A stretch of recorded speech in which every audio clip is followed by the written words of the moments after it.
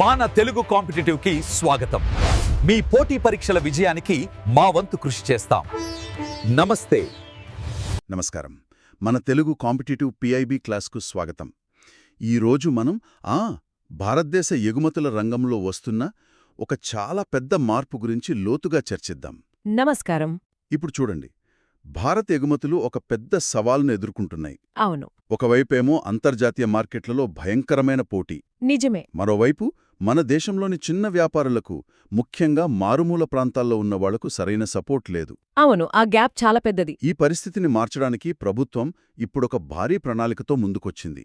దాదాపు 25,000 కోట్లతో. 25,060 కోట్లు కరెక్ట్గా చెప్పాలంటే.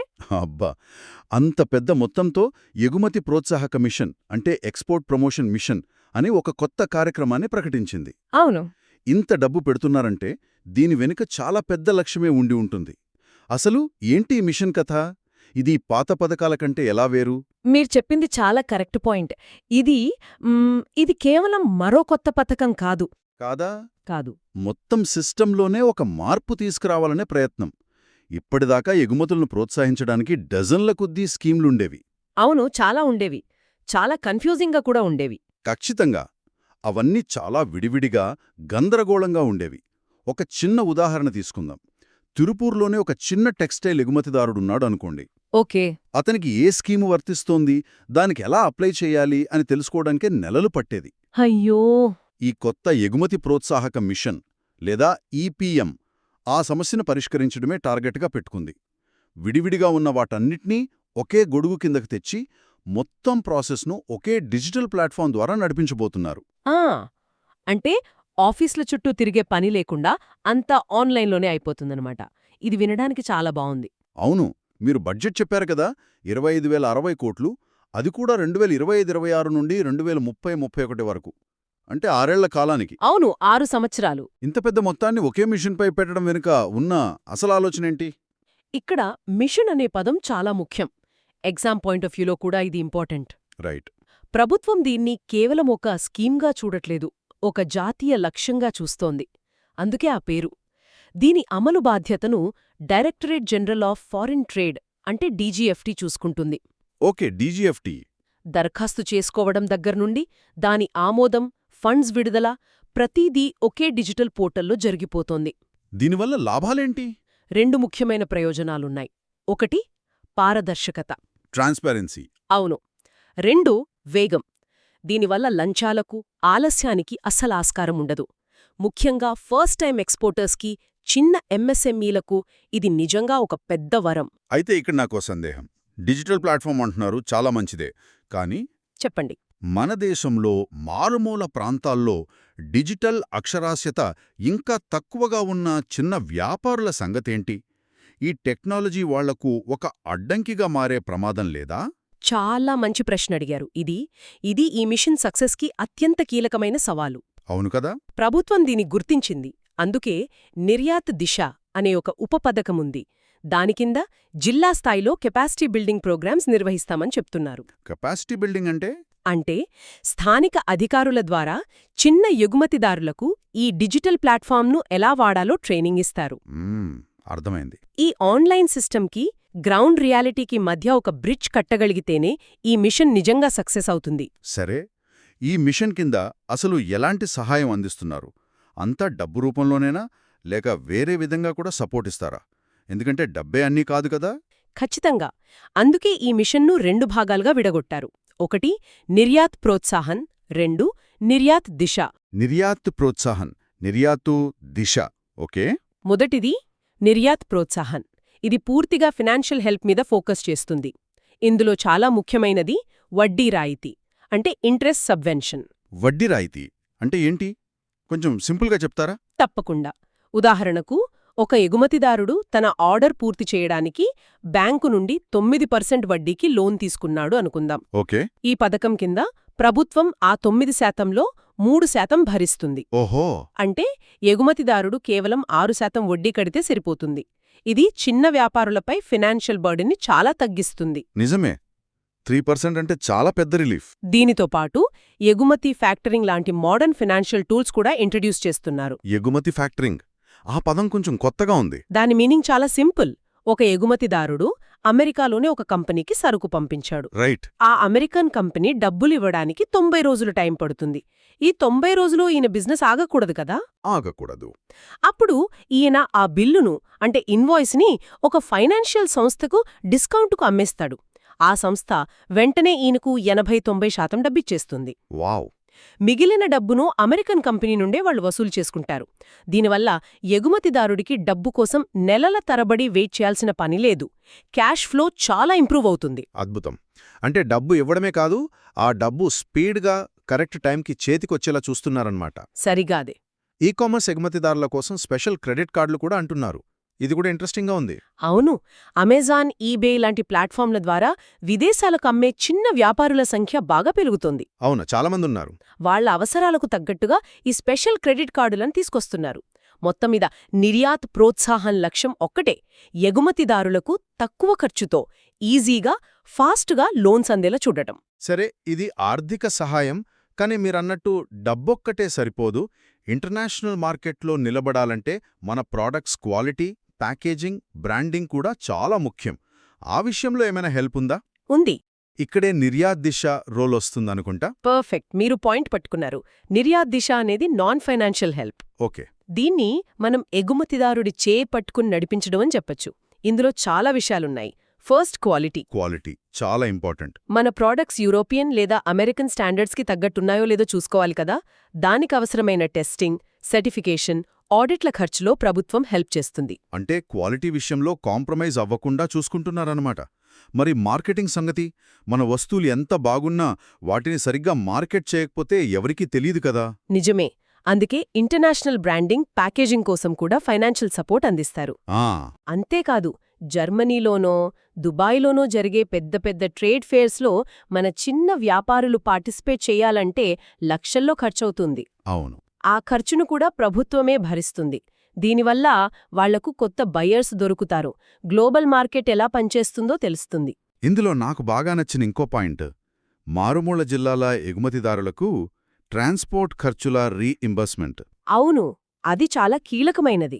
ఉదాహరణకు, నాగాలాండ్లోని ఒక చేనేత కళాకారుడు తన ప్రోడక్ట్స్ను ముంబై పోర్ట్ వరకు తీసుకురావాలంటే అయ్యే ఖర్చు చాలా ఎక్కువ. దానివల్ల అతని వస్తువు ధర పెరిగిపోయి పోటీలో వెనుకబడిపోతాడు. కరెక్ట్. ఈ ట్రాన్స్పోర్ట్ సబ్సిడీ ఆ ప్రాబ్లంని సాల్వ్ చేస్తుంది. ఇది దేశంలోని అన్ని ప్రాంతాల నుండి ఎగుమతులను ప్రోత్సహించడానికి పెట్టిన ఒక అద్భుతమైన స్టెప్. అంటే నిర్యాత్ ప్రోత్సాహన్, డబ్బు ఇస్తే నిర్యాత్ దిశ.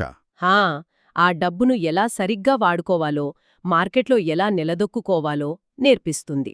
క్లియర్. ఈ మిషన్కు తోడుగా ప్రభుత్వం మరికొన్ని సపోర్ట్ మెజర్స్ కూడా తీసుకున్నట్టుంది. అందులో ఎగుమతిదారుల కోసం క్రెడిట్ గ్యారంటీ పథకం ఒకటి, సిజిఎస్సి అంటారు. అవును, సిజిఎస్సి. ఇది ఈ ఈపీఎంకు ఎలా బలాన్నిస్తుంది? ఇది ఒక రకంగా చెప్పాలంటే ఈ మొత్తం సిస్టమ్కి ఒక సేఫ్టీ నెట్ లాంటిది. Safety net. ఈ పథకం కింద ప్రభుత్వం అర్హులైన ఎగుమతిదారులకు ఎడిషనల్గా 20,000 కోట్ల వరకు లోన్ సపోర్ట్ ఇస్తుంది. ఇక్కడ అసలు మ్యాజిక్ ఏంటంటే, ఈ లోన్లకు ప్రభుత్వం 100% గ్యారంటీ ఇస్తుంది. 100% గ్యారంటీ అంటే ఒకవేళ ఎగుమతిదారుడు అప్పు కట్టలేకపోతే ఆ నష్టాన్ని మొత్తం ప్రభుత్వమే భరిస్తుందా? అవును, పూర్తిగా ప్రభుత్వమే భరిస్తుంది. దీనివల్ల బ్యాంకులకు రిస్క్ జీరో. ఓహో. అందుకే వాళ్ళు ఎలాంటి కొలేట్రల్ అంటే పూచీకత్తు లేకుండానే ధైర్యంగా ఎంఎస్ఎంఈలకు లోన్లివ్వడానికి ముందుకొస్తారు. ఇది చిన్న వ్యాపారులకు ఎంత పెద్ద ఊరటంటే, వాళ్లు తమ ఆస్తులను తాకట్టు పెట్టాల్సిన పని లేకుండానే బిజినెస్ పెంచుకోవచ్చు. ఖచ్చితంగా. దీనికి తోడు reserve bank of India RBI కూడా రంగంలోకి దిగినట్లుంది. అవును. గ్లోబల్ ట్రేడ్లో ఇబ్బందులొచ్చినప్పుడు ఎక్స్పోర్టర్స్ని ఆదుకోవడానికి కొన్ని మెజర్స్ ప్రకటించింది. వాటి గురించి కూడా కొంచెం చెప్తారా? ఆర్బీఐ చర్యలు కూడా చాలా కీలకమైనవి. కొన్నిసార్లు ప్రపంచవ్యాప్తంగా ఆర్డర్లు ఆగిపోవడం, పేమెంట్లు లేట్ అవడం లాంటివి జరుగుతాయి. అలాంటి కష్టకాలంలో ఎక్స్పోర్టర్స్ చేతిలో డబ్బులు లేక ఇబ్బంది పడకుండా ఉండటానికి ఆర్బీఐ ఈ స్టెప్స్ తీసుకుంది. అందులో మెయిన్ పాయింట్ లోన్ వాయిదాలపై మారటోరియం. అంటే ఈఎంఐలు కట్టక్కర్లేదా? కొన్ని నెలల పాటు ఈఎంఐలు కట్టకపోయినా పర్వాలేదు, దాన్ని బకాయిగా చూడరు. ఇది టెంపరరీ రిలీఫ్ మాత్రమే కదా? ఆ తర్వాత మళ్ళీ కట్టాల్సిందేరా? టెంపరరీ రిలీఫే, కానీ సంక్షోభ సమయంలో అది ప్రాణం నిలబెడుతుంది. దీనివల్ల వాళ్ల క్రెడిట్ స్కోర్ దెబ్బతినకుండా ఆర్బీఐ ప్రొటెక్షన్ ఇచ్చింది. ఓకే. ఇంకో ముఖ్యమైన చర్య ఎగుమతి రుణాల గడువును 450 రోజులకు పెంచటం, అలాగే ఎగుమతి ద్వారా వచ్చే డబ్బును తిరిగి దేశానికి తీసుకువచ్చే గడువును 9 నెలల నుండి 15 నెలలకు పెంచారు. ఈ 9 నెలల నుండి 15 నెలలకు పెంచడం వల్ల అసలు లాభమేంటి?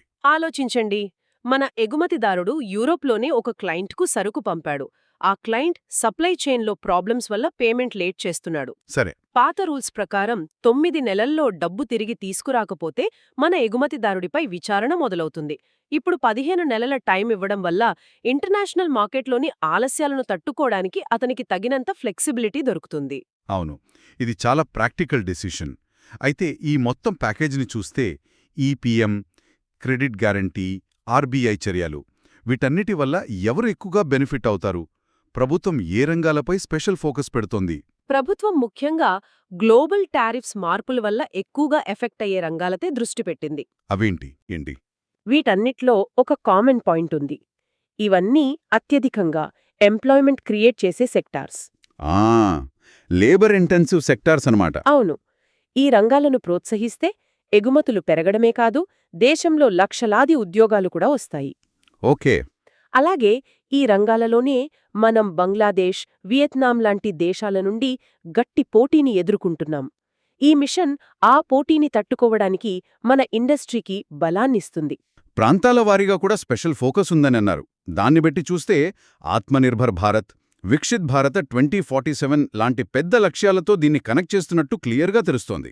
నిస్సందేహంగా భారతదేశపు ఎగుమతుల మ్యాప్ను విస్తరించడం దీని లక్ష్యం. ఇప్పటివరకు మన ఎగుమతులు గుజరాత్, మహారాష్ట్ర, తమిళనాడు ఇలా కొన్ని రాష్ట్రాలకే పరిమితమయ్యాయి. నిజమే. ఈ మిషన్ ద్వారా ఈశాన్య రాష్ట్రాలు, తూర్పు భారతదేశంలోని జిల్లాల నుండి కూడా ఎగుమతులను పెంచాలని చూస్తున్నారు. దేశంలోని ప్రతి జిల్లా ఒక ఎక్స్పోర్ట్ హబ్గా ఎదగాలనేది ప్రభుత్వ లాంగ్ టర్మ్ విజన్. మొత్తానికి ఈ ఎగుమతి ప్రోత్సాహక మిషన్, క్రెడిట్ గ్యారంటీ పథకం, ఆర్బీఐ చర్యలు ఇవన్నీ కలిసి భారతదేశపు ఎగుమతి సహాయక వ్యవస్థను సమూలంగా మారుస్తున్నాయని చెప్పొచ్చు. అవును. విడివిడిగా, కన్ఫ్యూజింగ్గా ఉన్న ప్రయత్నాల నుండి ఒక integrated, transparent, digital first approach వైపు ఇదొక ముఖ్యమైన అడుగు. కాగితంపై ఈ సిస్టమ్ చాలా పటిష్టంగా, చాలా ఆశాజనకంగా కనిపిస్తోంది. టెక్నాలజీని వాడుకుంటూ, ఇండస్ట్రీ అవసరాలకు స్పందిస్తూ, అన్ని డిపార్ట్మెంట్ల మధ్య కోఆర్డినేషన్తో పనిచేసే ఒక ఫ్రేమ్వర్క్ను ప్రభుత్వం డిజైన్ చేసింది. అయితే ఏ పాలసీ అయినా దాని అసలు టెస్ట్ ఇంప్లిమెంటేషన్లోనే ఉంటుంది. అంటే డిజిటల్ సిస్టమ్కి, గ్రౌండ్ లెవెల్ ఎగ్జిక్యూషన్కి మధ్య గ్యాప్ ఉండకూడదంటారా? సరిగ్గా అదే. దీని సక్సెస్ అంతా ఒకే ఒక్క విషయంపై ఆధారపడి ఉంటుంది. అదేంటి? ఈ అడ్వాన్స్డ్ డిజిటల్ ప్లాట్ఫామ్ బీహార్లోని ఒక మారుమూల గ్రామంలో కూర్చుని మధుమని పెయింటింగ్స్ను విదేశాలకు అమ్మాలనుకుంటున్న ఒక కళాకారుని వాస్తవ పరిస్థితులతో ఎంత ఎఫెక్టివ్గా కనెక్ట్ అవుతుంది అనేదే అసలైన ప్రశ్న. పాలసీ మేకింగ్కి, లాస్ట్ మైల్లో ఉన్న ఆ చిన్న ఎగుమతిదారునికి మధ్య ఉన్న గ్యాప్ని ఈ డిజిటల్ ఫస్ట్ అప్రోచ్ నిజంగా పూడ్చగలదా? ఇది భవిష్యత్తులో మనం చాలా జాగ్రత్తగా గమనించాల్సిన విషయం. చాలా బాగా విశ్లేషించారు. మరిన్ని ఇలాంటి విశ్లేషణల కోసం మన తెలుగు కాంపిటేటివ్ ఛానల్కు సబ్స్క్రైబ్ చేసుకోండి. ధన్యవాదాలు.